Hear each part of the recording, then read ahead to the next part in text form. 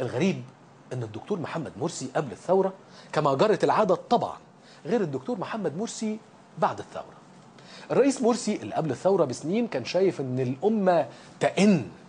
والله حضراتكم تحبوا تشوفوا الدكتور مرسي زمان وهو بيتكلم عن الأعداء وعن الإدارة الأمريكية والصهاينة وإزاي إن فساد حكامها ساعدهم على ذلك. مرسي زمان كان بيقول إن الأمة تئن من ظلم الحكام ومن جور السلطان ومن الفقر وأن الجهل والعجز وأن حدث ولا حرج. ومش الفيديو اللي انتوا عارفينه ده، حاجة يمكن تكونوا أول مرة تشوفوها. اتفضلوا يا فندم. هؤلاء الأعداء الصهاينة والإدارة الأمريكية ومن لف لفيفهم وسار خلفهم واستظل بظلهم، ها نحن نرى آثار الفساد والطغيان. ظهر الفساد في البر والبحر بما كسبت أيدي الناس.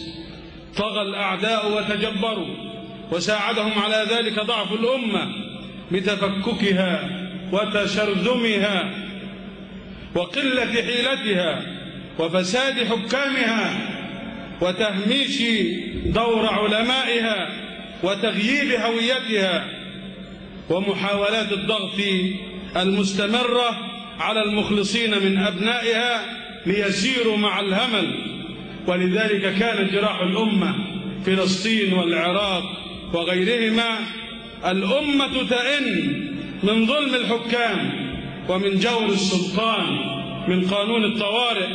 الأمة تئن من الفقر والجهل والعجز، ولا راحة ولا استقرار ما لم تتصالح الأمة. فيا أولي الأمر، يا أولي الأمر، هل عقدتم هذا الصلح المنشود مع أبناء جلدتكم، مع أمتكم، بعد أن زعمتم أنكم عقدتموه مع يهود؟ ده كلام الدكتور مرسي اللي كان بيتكلم عن الأعداء الصهاينة والأمريكان ومن لف لفيفهم واستظل بظلهم. حضرتك عملت ايه يا دكتور بقى انت والجماعة؟ ألم تلفوا لفهم واستظليتم بظلهم؟ ألم تتعاونوا مع الولايات المتحدة الأمريكية علنا وجهارا ونهارا؟ مش دول الأعداء يا دكتور؟ والصهاينة يا دكتور بتقعدوا تتفرجوا عليهم يعني؟ ما شفناش حاجة يعني، ما شفناش ولا تعقيب على أي حاجة عملوها، ما شفناش تعليق، ما شفناش حتى الشجب والتنديد. يا دكتور بتتكلم على من لف لفهم. طب حضرتك بتتعاون انت وجماعة الإخوان مع قطر وشايفين انها حاجة عظيمة قوي. طب قطر دي اللي عندها واحدة من القواعد الأمريكية الأكبر في المنطقة، قاعدة العديد. ايه رأيك؟ مش دول من لف لفوهم واستظلوا بظلهم؟ بنحط ايدينا في ايديهم ولا ايه؟ وتاني يا دكتور، بكره نجيب لك ملف على الاستثمارات القطريه في دوله الاحتلال الصهيوني.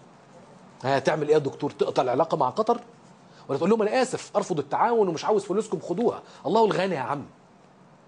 ما تقول لنا يا دكتور كده هتعمل ايه؟ ماشي يا دكتور، مفيش مشكله.